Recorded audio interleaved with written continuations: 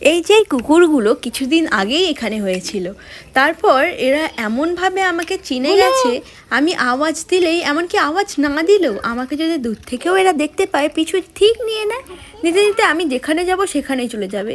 এই যে এই বিস্কিটগুলো, আমার মা বলছে এগুলো খাওয়ানো এদের ঠিক হবে না, কারণ খুব মিষ্টি আছে, পেটে কেঁচো হতে পারে।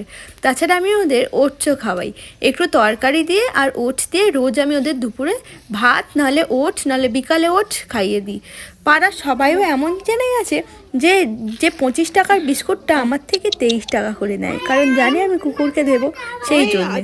আর আপনারা বলুন তো, কুকুরকে কী এমন খাওয়ানো যেতে পারে? বিশেষ করে দেখছি এই বাচ্চাগুলোকে, এদের আমি মাংসের হাড় বা মাছের কাঁটা কোনোটাই দিই না।